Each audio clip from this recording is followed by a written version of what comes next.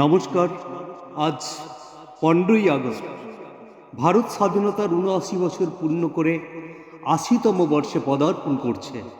এই দিন শুধু উৎসবের দিন নয়, এই দিন আত্মসমীক্ষার দিন, আত্মত্যাগকে স্মরণ করার দিন এবং আগামী প্রজন্মের কাছে স্বাধীনতার প্রকৃত ইতিহাস তুলে ধরার দিন। দিল্লির লালকেল্লায় জাতির উদ্দেশ্যে প্রধানমন্ত্রীর ভাষণ হবে। দেশের প্রতিটি প্রান্তে হবে স্বাধীনতা দিবসের অনুষ্ঠান। আর সেই বাংলায়, যে বাংলা ভারতের স্বাধীনতা আন্দোলনের অন্যতম প্রধান পীঠস্থান, আমরাও শ্রদ্ধার সঙ্গে স্মরণ করব সেই সব বীর সন্তানদেরকে, যাদের রক্ত ও আত্মত্যাগে স্বাধীনতার সূর্য উদিত হয়েছিল।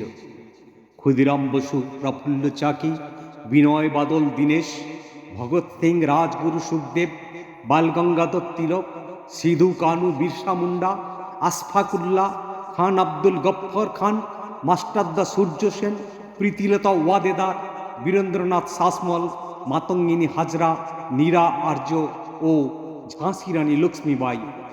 এরা শুধু ইতিহাসের কয়েকটি নাম নন, এরা ভারতের স্বাধীনতার অমর অধ্যায়। আর সেই অধ্যায়ের অন্যতম উজ্জ্বল নক্ষত্র দেশনায়ক নেতাজি সুভাষচন্দ্র বসু, যে মানুষটি বলেছিলেন, তোমরা আমাকে রক্ত দাও, আমি তোমাদের স্বাধীনতা দেব। এই আহ্বান শুধু একটি বক্তৃতার বাক্য ছিল না, এটি ছিল পরাধীনতার শৃঙ্খল ভাঙার ডাক, যা আসমুদ্র হিমাচলে আছড়ে পড়েছিল। আজাদ হিন্দ ফৌজের সৈনিকদের নিয়ে তিনি স্বাধীনতার স্বপ্নকে যুদ্ধক্ষেত্রে নিয়ে গিয়েছিলেন। তার বজ্রকণ্ঠে ধ্বনিত হয়েছিল জয় হিন্দ।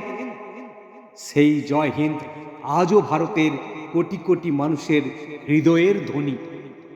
কিন্তু অত্যন্ত দুঃখের সঙ্গে বলতে হয়, স্বাধীনতার ৮০তম বর্ষে পদার্পণের প্রাক্কালে নেতাজির মতো একজন সর্বজন শ্রদ্ধেয় বীর স্বাধীনতা সংগ্রামীকে নিয়ে এমন মন্তব্য ও বিতর্ক সামনে আসছে, যা শুধু একটি রাজনৈতিক দলের প্রশ্ন নয়, এটি ইতিহাস, জাতীয় মর্যাদা ও আমাদের স্বাধীনতার স্মৃতির প্রশ্ন।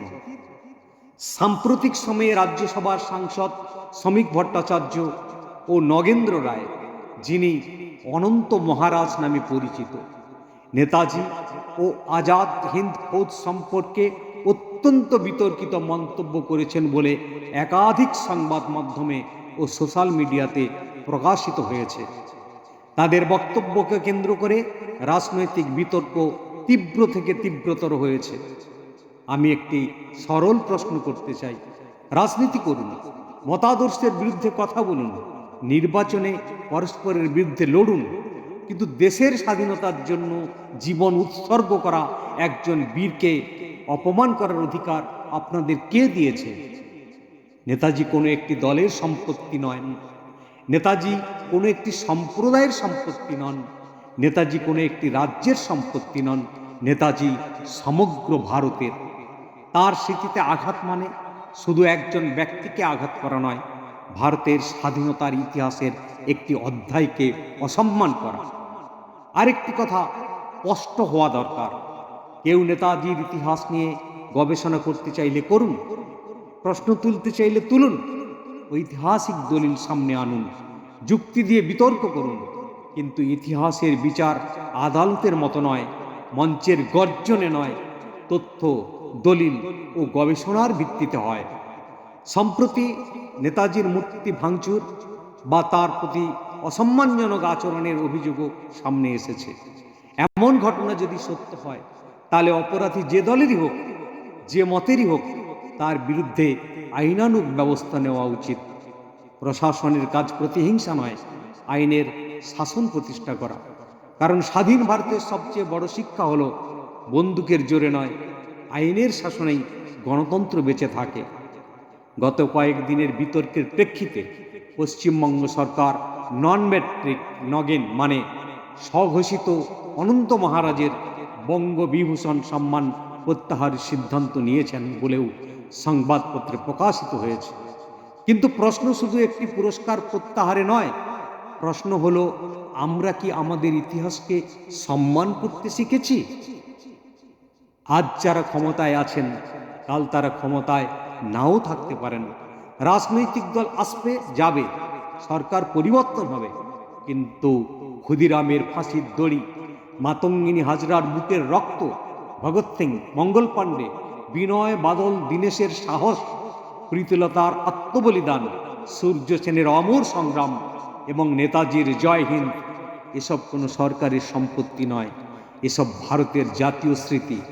তাই আজ স্বাধীনতা দিবসে দলমত নির্বিশেষে আমাদের শপথ হোক, ইতিহাসকে বিকৃত হতে দেব না, শহীদদের অপমান হতে দেব না, মত প্রকাশের স্বাধীনতা রক্ষা করব, কিন্তু সেই স্বাধীনতার আড়ালে স্বাধীনতা সংগ্রামীদের অবমাননাকে প্রশ্রয় দেব না। আইনের শাসন প্রতিষ্ঠা করব এবং নেতাজির স্বপ্নের শক্তিশালী, আত্মমর্যাদাশীল, ঐক্যবদ্ধ ভারত গড়ার পথে এগিয়ে যাব। যারা নেতাজিকে অপমান করছেন তাদের উদ্দেশ্যে একটাই কথা, নেতাজিকে ছোট করতে গিয়ে ইতিহাসকে ছোট করা যায় না।